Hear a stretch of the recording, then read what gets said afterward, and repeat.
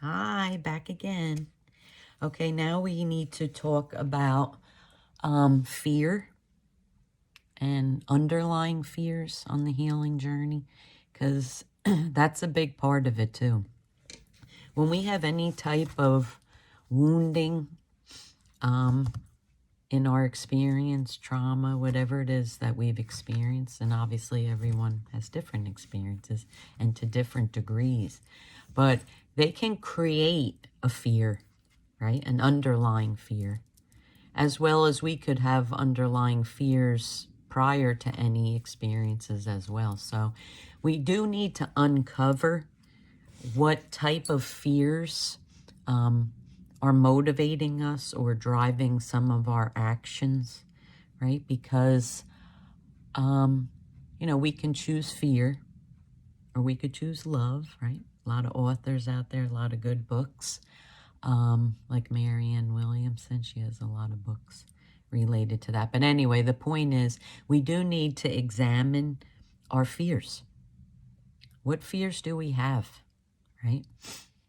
Are we aware of what we're fearing? Sometimes we could have fear and we've suppressed the fear.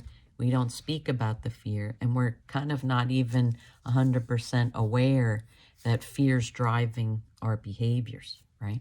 So that requires, a self-analysis on each individual's part, right? To dig deep and say, what am I afraid of? What am I so afraid of, right? And make a list of what you're afraid of. And then look at them and say, and try to look and see how much time do I spend in fear of whatever it is. And when you have the list, you can go down each one and look and say, how much time do I spend fearing X? How much time do I spend fearing Y? Is it reasonable? Is it rational to have these fears? A lot of times they're not rational, right? But just to log them in and to be aware of them and to start digging deep about where these fears come from. Where did they come from? What were their origins, if we even know, right? We might not know. But once we put it to paper, that's a very productive process as well, to put things in writing, because when we have the thought and then we express it, whether verbally, but writing's even better, to write it down and then we see it and we look at it and then we process it and to really acknowledge it. And then it doesn't go away as quick, right? When we have thoughts, they flow through like a cloud, or they could go fast like a car, but our thoughts are involved and complex. But when we can look at what we're fearing and then try to dig deep into it, right? And find out why you have those fears, okay?